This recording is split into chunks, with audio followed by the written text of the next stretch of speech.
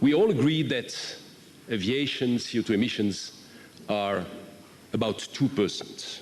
Let's keep in mind that this figure has not changed since 1992.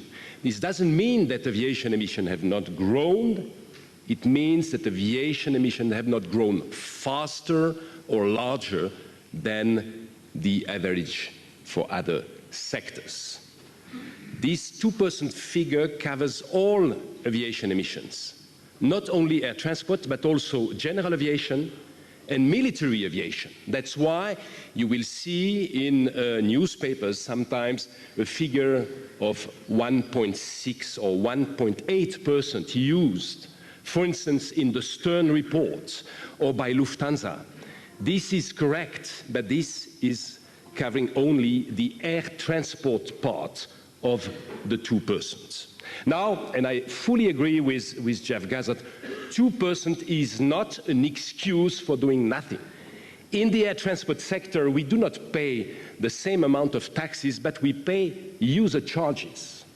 $42 billion per year in airport and air route charges, plus about $30 to $35 billion in taxation. I think the main difference between, for instance, the road and the rail sector and the air transport sector is that we have charges that cover, in the developed world, 100% of our infrastructure. It's the evolution of fuel efficiency, not for one airline, but for the IATA fleet. 20% improvement from 1996 to 2005. That is 20% improvement in 10 years, from 5 liters per 100 passenger kilometer to 4 liters in 2005. And we project another improvement of 25% up to 2020. What is our vision? I'm now referring to air transport. I mentioned the other day becoming carbon neutral in terms of growth and then carbon free. That's what you see here.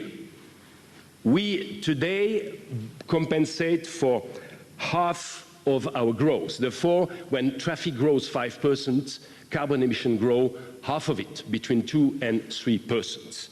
The idea is one day, and in the near future, to be able to continue to grow, but without increasing anymore our carbon emission in absolute terms. How to achieve it? You have here the 4 elements or the 4 pillars: economic instruments, operations, infrastructure, and technology. And you see that the technology bit is the most important one. Not only to achieve a carbon neutral growth, but perhaps to achieve one day a carbon-free future. So we are not yet there. We are not even having any clear solution in hand, but if we do not start thinking along these lines, we will never achieve it. The first breakthrough I like to underline, and this will be practically my conclusion, is that in technological terms, it's not related to the engine or to the airframes, it's related to the fuel. IATA has a goal of 10% clean biofuels in 10 years from now. If we achieve this, we may become carbon neutral around this period. Last point I'd like to underline, and it was already discussed the other night, it's important for us to communicate on climate change. It's important to communicate with a single voice, based on a clear vision, and I've briefly presented to you this vision. That's why we have launched a communication initiative, the whole air transport.